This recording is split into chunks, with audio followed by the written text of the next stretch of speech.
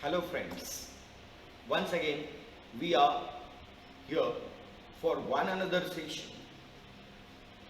Friends, till the time you have seen some of my videos which are shared for you on the YouTube,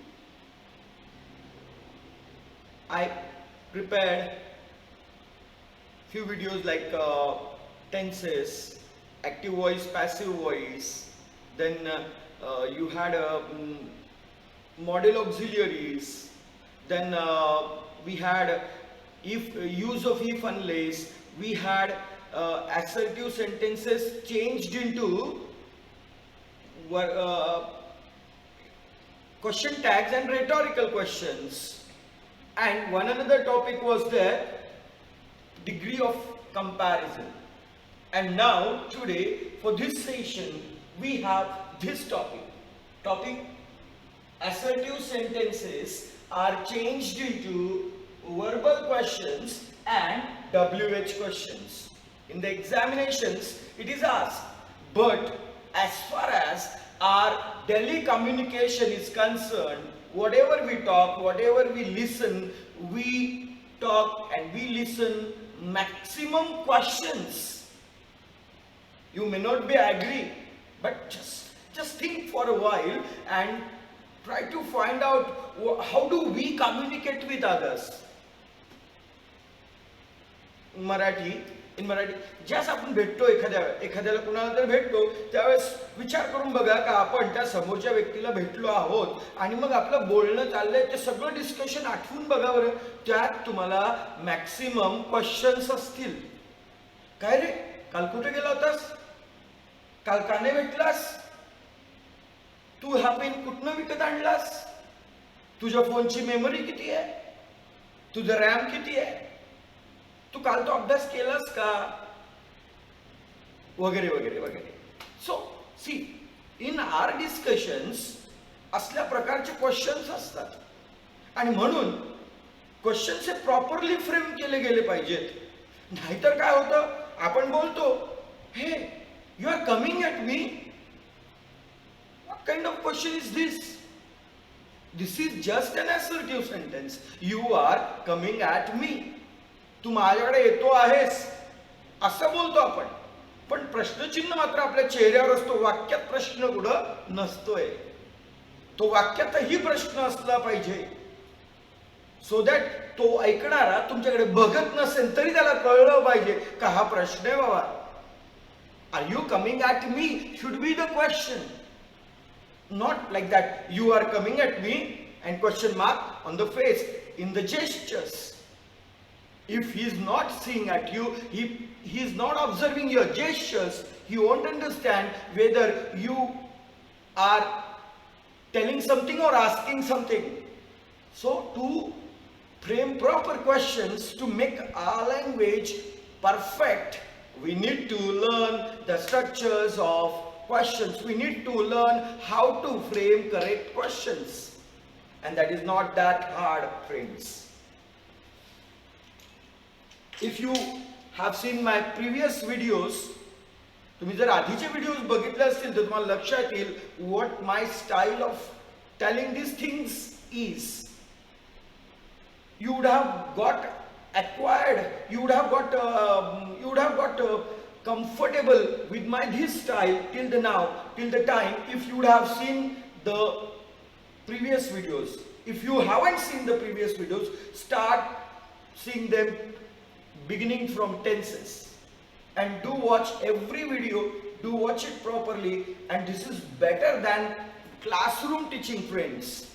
In classroom what happens, I go into the classroom, I teach, I go out of the classroom and I don't teach that topic again unless and until I am asked to tell about the topic, because I have a lot of portion to be completed there in the class. But here what happens, you have YouTube readily available to you 24/7 into 365.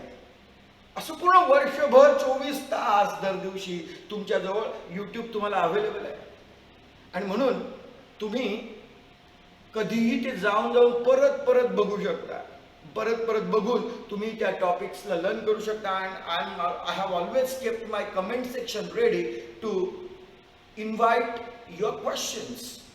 I'm asking you to write anything if you have any doubt about the topic in the comment box.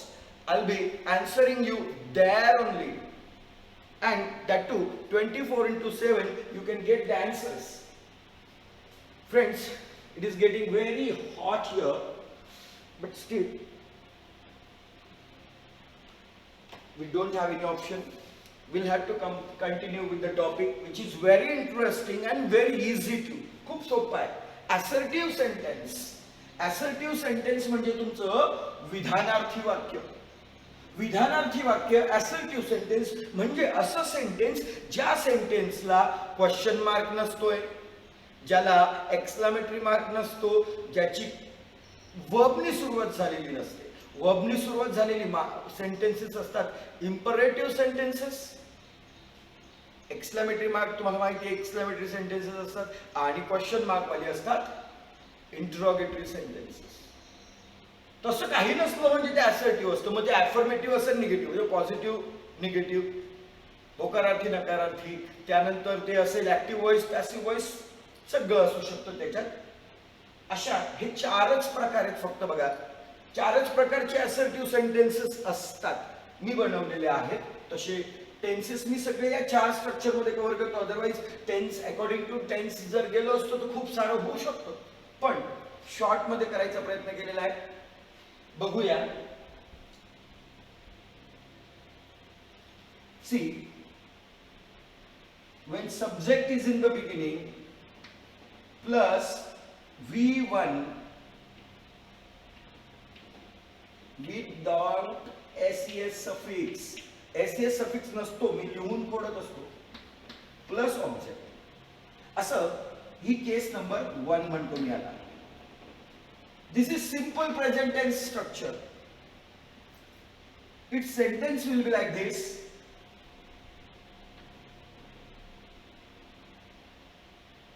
I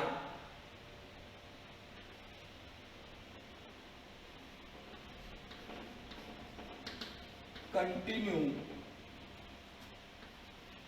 with it. I continue with it. मी याच्यासोबत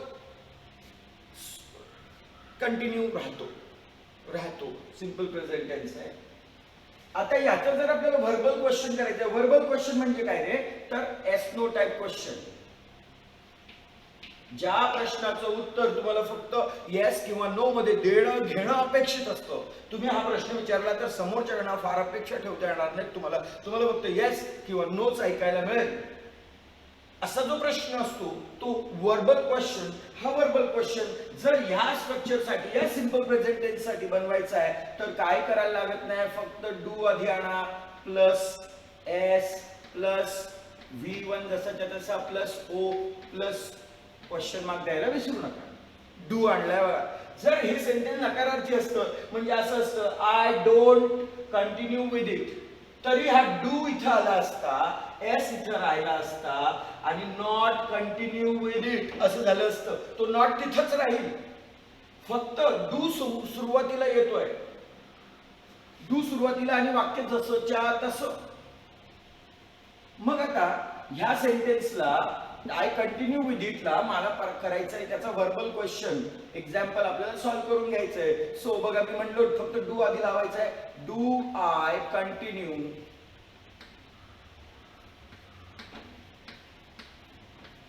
with it. बघा किती सोपं आहे. फक्त हा do एक्स्ट्राचा आलाय. हा कशामुळे आला, हा डू या वर्बमुळे डू आलाय. V1 विदाउट SES सफिक्स होता मित्रांनो, म्हणून आलाय. अदरवाइज मग तुम्हाला कळेल पुढे काय असतं. आता WH क्वेश्चन. WH क्वेश्चन म्हणजे अशा प्रकारचा प्रश्न ज्याला उत्तर खूप डिटेल मध्ये हवं असतं, यस नो वर होत नाही याचं काम. मग आणि WH क्वेश्चन म्हणजे काय, तर WH क्वेश्चन म्हणजे just an extension to the verbal question. म्हणजे WH वर्डच्या नंतर हा वर्बल क्वेश्चन इथं जो आलाय हा जसाच्या तसा येणार आहे. बघा कसं असतंय, do plus S plus, sorry do कशाला, त्याच्या आधी WH वर्ड घ्यायचे ना आपल्याला. WH word plus do plus S plus V1 plus O plus question mark. आता WH वर्ड्स किती आहेत? खूप आहेत. कोणकोणते WH वर्ड्स आहेत? करा बरं, आठवा बरं, लिस्ट बनवा मनातल्या मनात.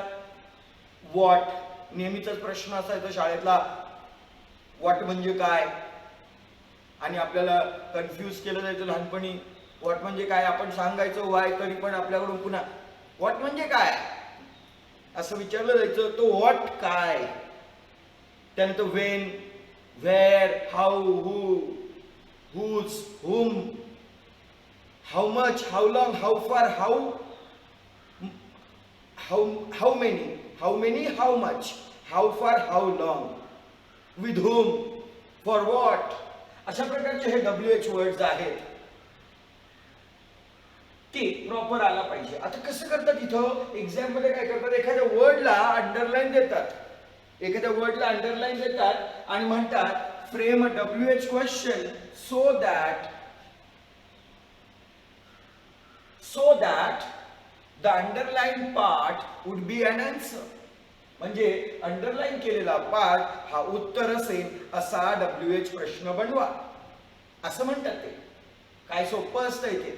आता मला बऱ्याचदा असं लक्षात आलंय का जोपर्यंत तुम्ही त्याला मदर टंग मध्ये करून घेत नाही तोपर्यंत ते थोडंसं अडचणीचं ठरतं. म्हणजे जे इतर मीडियम मध्ये शिकलेले मुलं आहेत, इंग्लिश मीडियमच्या व्यतिरिक्त शिकलेले आहेत 10th पर्यंत, त्यांच्यासाठी थोडंसं कठीण असतं. बाकी काय तसं कठीण नाहीये. I continue with it. आता इट अंडरलाईन आहे. आता या वाक्याचा मराठीतला अर्थ सांगा बरं, काय सांगितलं होतं मी त्याच्यासोबत कंटिन्यू केलं. इट सोबत मी कंटिन्यू केलं. आता इट उत्तर असलं पाहिजे. मी कुणासोबत कंटिन्यू केलं? कुणासोबत म्हणून इंग्लिश मध्ये काय वर्ड आहे? With what. आता इट आहे, इथं व्यक्ती असतात. आय कंटिन्यू विथ हर असतं तर विथ हुम आलं असतं, पण इथं इट आहे, माणूस नाही व्यक्त केलाय, तिकडे दाखवलेला आहे. म्हणून तुम्हाला with what do I continue, बघा, with what do I continue. आता ज्या इटला अंडरलाईन गायब असणार हे साहजिक आहे. दुसरी केस आहे बघा,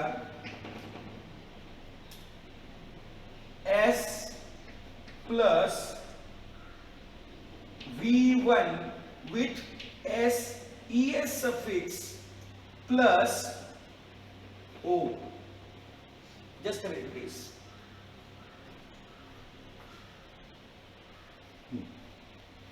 S plus V1 with SES suffix. SES suffix हाही सिंपल प्रेझेंट टेन्सच आहे, यात काय बदल झालेला नाही, सिंपल प्रेझेंटच आहे. फक्त SES केव्हा लागतो तुम्हाला माहिती आहे? when the subject of the sentence is he or she or it. He does mean a he pronoun or any male's name. She does mean she pronoun or any female's name, singular name, and it means any singular object. असं काही असलं singular इकडे असायला पाहिजे, ते असलं साध्या वर्तमानकाळात सिंपल प्रेझेंट टेन्स मध्ये verb takes this yes or es suffix. मग आता सेंटेन्स त्यासाठी बनवायचं म्हणलं तर होईल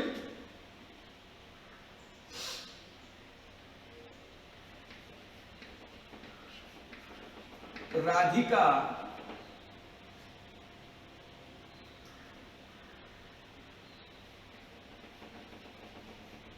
plays फुटबॉल.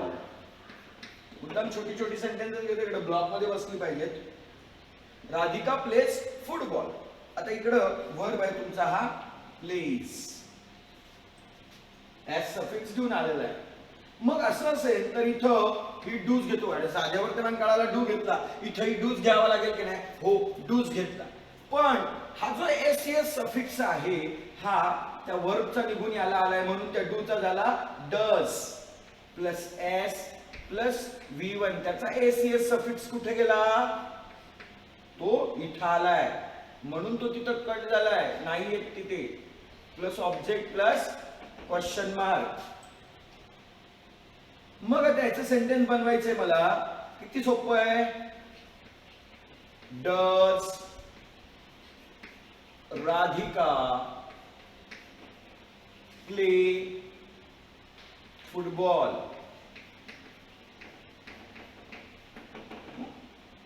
डज आलाय बघा.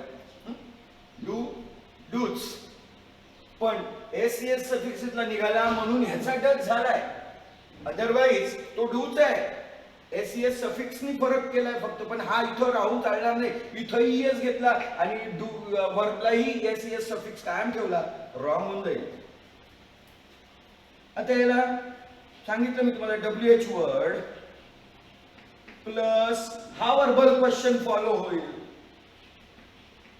Does plus S plus V1 without SES suffix plus O. बनवायचं सेंटेन्स आपल्याला. त्याचं अंडरलाईन कशाला देऊ सांगा? प्लेस प्लस दिली. चला, प्लेस. प्लेस हा ह्या वाक्याचा कर्ता, सॉरी वर्ब आहे, वाक्याचा आत्मा आहे. कुठलंही वाक्य कुठल्याही भाषेत क्रियापदाशिवाय एक्झिस्ट करत नाही, आणि आपल्याला ते इकडे वाक्य बनवायचंय. भले प्रश्नार्थक असेल पण तेही वाक्यच आहे. त्या प्रश्नार्थक वाक्यात हा प्लेस असणार नाही, कारण आपण ठरवलंय की ज्याला अंडरलाईन आहे तो नसतो, बरोबर की नाही? मग तो नसणार. मग नसणार तर कसं काय चालेल? मग क्रियापदाशिवाय कसं काय होणार? म्हणून आपण अशा वेळेस आणतो डमी वर्ब. तो कसा आणायचा बघूया. प्लेसला अंडरलाईन, ज्या ज्या वेळेस क्रियापदाला अंडरलाईन असते त्या त्या वेळेस व्हॉट हा WH वर्ड घेऊन घ्यायचा बिंदास. जो मेन वर्ब अंडरलाईन असेल तर व्हॉट घेतला. व्हॉट घेतल्यानंतर आपला वर्बल क्वेश्चन आहे हा व्हॉट, त्यानंतर हे स्ट्रक्चर मधला डज. व्हॉट डज राधिका आता झाला, क्वेश्चन तयार झाला. पण मग आता तरी तो सेन्स देत नाही एवढा. व्हॉट डज राधिका, राधिका काय आहे असं आहे काय नाही. आपल्याला काय पाहिजे? राधिका काय खेळते, सॉरी राधिका फुटबॉलचं काय करते. What does Radhika, dummy verb आणला डू. हा डमी वर्ब आहे. हा डमी वर्ब त्यावेळेस येतो ज्यावेळेस क्रियापदाला ऍब्सेंट ठेवायचा असेल तुम्हाला WH क्वेश्चन मध्ये, तेव्हाच डू त्याच्या विविध रूपांमध्ये असतो. According to the need of the sentence तो येत असतो. डू, मेक आणि गिव्ह हे 3 डमी वर्ब म्हणून काम करतात. हे डमीचं कसं प्रकरण आहे तुम्हाला सांगतो. जसं एखाद्या मूवी मध्ये एखादा सीन शूट करायचा आहे, खूप रिस्की स्टंट आहे, आणि अक्षय कुमारला तो सीन शूट करायचा आहे. अक्षय कुमारवर सीन शूट होणार आहे, पण मग अक्षय कुमार नाही करू शकत. इमारतीवरून उडी मारायची आहे किंवा या इमारतीवरून त्या इमारतीवर मोटरसायकलने जायचं आहे, आणि तो लाईव्ह रिअल दिसला पाहिजे म्हणून ते खरंच तसंच करून घ्यायचंय. पण अक्षय कुमार ती रिस्क घेणार नाही. तो कितीही स्टंटमॅन असो तो ती रिस्क घेत नाही. मग त्याच्या जागेवर त्याच्या हाईटचा त्याच्यासारखे कपडे घालून तसले की हेअरस्टाईल बनवून एखाद्या माणसाला, जो स्टंटवालाच असतो स्पेशल, जो ज्याचं पूर्ण करिअर त्या स्टंट्स मध्येच असतं, त्या व्यक्तीला आणलं जातं आणि मग तो जातो मोटरसायकलनी या इमारतीवरून त्या इमारतीवरून. आपल्याला दिसतं का तो अक्षय कुमारच आहे. तसं इथं हा प्लेज ऍब्सेंट राहणार होता म्हणून हा डू इथं घेतलाय बघा. SES निघालाय म्हणून डू आहे, आणि तो SES तिकडे गेला, प्लेचा SES डू ला गेला म्हणून इथं डच झाला. मग इथं राहिला तो फक्त प्लेचं रूप घेतलं डूनी, football. Friends, now we'll go for the third structure, third case. Our third case is of this simple past tense. The first two are in simple present tense. Third is simple past tense. Both are of their active voice. The structure is like this: S plus V2 plus object. Verb comes past form, V2 form. The sentence will be like this.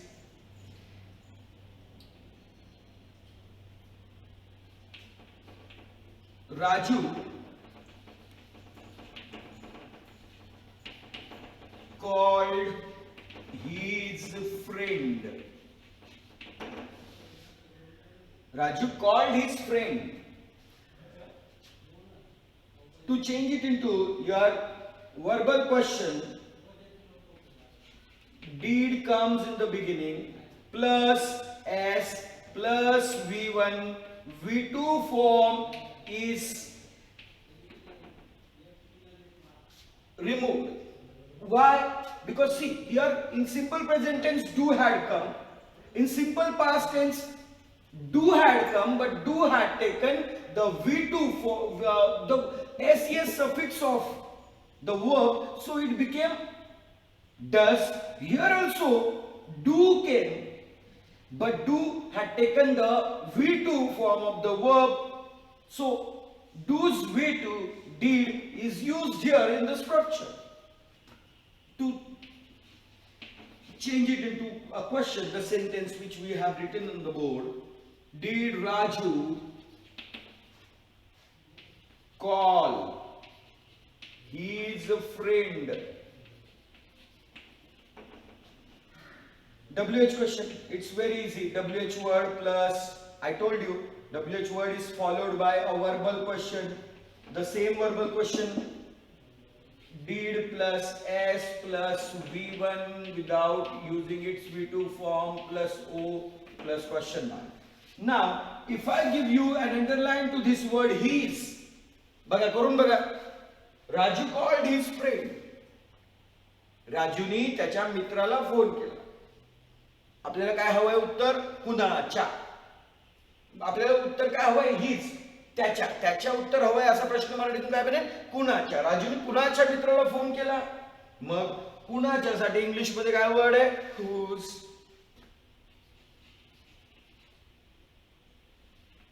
Whose friend did Raju call? बघा किती easy आहे. केस 4, subject or object plus auxiliary helping verb or model auxiliary plus verb in its given form.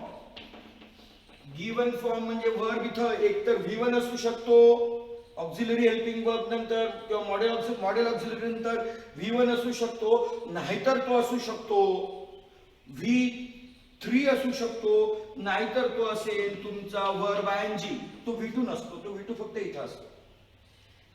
फक्त ह्या structure साठी v2 आहे, otherwise तो कुठंच v2 जात नाही. मग सब्जेक्ट सुरुवातीला म्हणजे ऍक्टिव्ह व्हॉइस, ऑब्जेक्ट सुरुवातीला म्हणजे पॅसिव्ह व्हॉइस. हा पुढे तर ओ मागे राहील, ऑब्जेक्ट पुढे तर सब्जेक्ट मागे राहील. ऍक्टिव्ह पॅसिव्हचा तो खेळ आहे. त्या सगळ्या स्ट्रक्चर्स ह्यात कव्हर होतात आहे. सर्व स्ट्रक्चर कव्हर होतात ह्यात. तर फक्त ह्या 3 ब्लॉक्स मध्ये 2 स्ट्रक्चर, 2 टेन्सच्या स्ट्रक्चर कव्हर झाल्या आणि त्याही फक्त त्यांच्या ऍक्टिव्हच्या. उरलेल्या 10च्या इथं कव्हर होतात आहे. त्यानंतर मॉडेल ऑक्सिलरी आहेत 12 मॉडेल ऑक्सिलरीच्या ऍक्टिव्हच्या 4 आहेत आणि पॅसिव्हच्या 2 आहेत प्रत्येकाच्या. 12 into 6 करून घ्या एवढ्या सगळ्या स्ट्रक्चर. आणि राहिलेले ते 10च्या पैकी त्यातल्या 8चे पॅसिव्ह होतात. दोघांच्या 10 पैकी बरोबर 12 पैकी किती 2 वापरलेत आपण इकडे, उरले 10 पैकी कंटिन्युअस फ्युचरचा होणार नाही. Perfect continuous present, perfect continuous past, perfect continuous future ह्या 4च्या नसतील. म्हणजे 10 पैकी उरलेल्या 6च्या पॅसिव्ह होणार आहेत. त्या सगळ्या इथं कव्हर होतात. 10च्या ऍक्टिव्ह, 12 मॉडेल ऑब्झर्विंगच्या प्रत्येकाच्या 4 ऍक्टिव्ह आणि त्यांच्या पॅसिव्ह उरलेल्यांच्या, ज्यांच्या होऊ शकतात पॅसिव्ह, त्या सर्व इथं ह्या स्ट्रक्चर मध्ये कव्हर होतात. आणि हे सगळ्यात सोपं आहे, काही करायचं नाहीये, तिकडे कळेल तुम्हाला. आधी आपण सेंटेन्स घेऊन घेऊ. We can, sorry, I'll use another sentence. We could have won. We could have won. आपण जिंकू शकलो असतो. आता ह्याचं करायचंय मला, ऑक्झिलरी हेल्पिंग वर्ब पुढे आणला, किंवा मॉडेल असेल तर मॉडेल आणलं पुढं, प्लस बाकीचं सेंटेन्स जसं त्या तसं.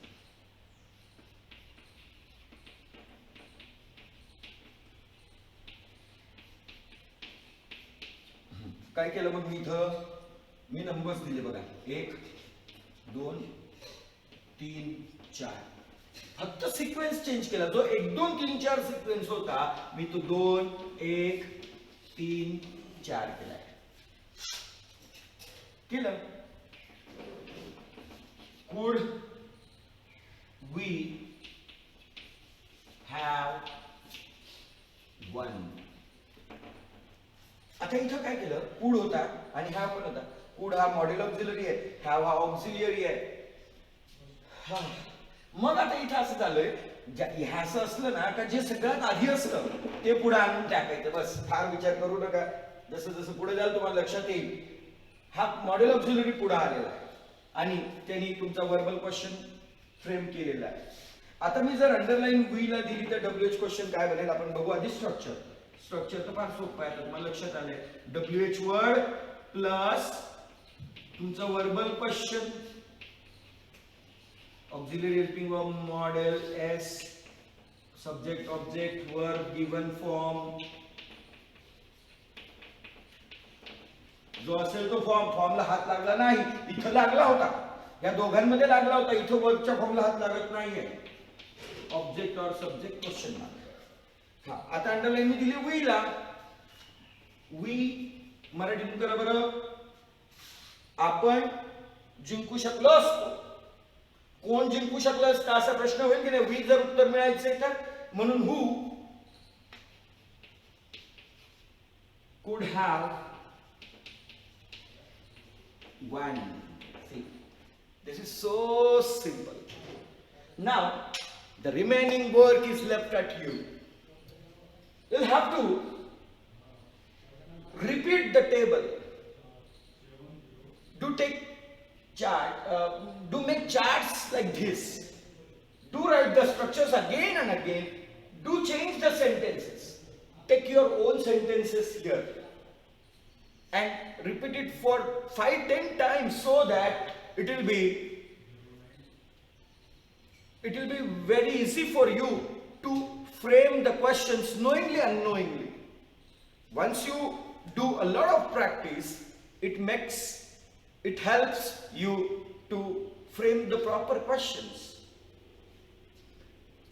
I guess you have got the topic, because nothing is difficult here.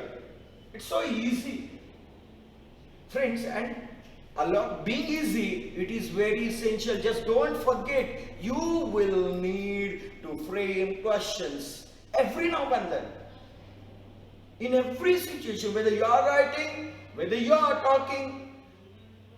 talking face to face, you are talking on a call, you are chatting. Everywhere you need to frame proper questions, and this very small table helps you to frame proper questions. Keep a list of WH words along with you. Whenever you'll be watching this, whenever you're studying this topic, keep a list of WH words and their meanings, and that will help you a lot. Take a screenshot of the board. Keep it with you in your gallery. Watch it again and again. Watch the video again and again. Watch your screenshots again and again. And keep watching the another videos too. This is made for you only. This is going to be very beneficial for you. Thank you.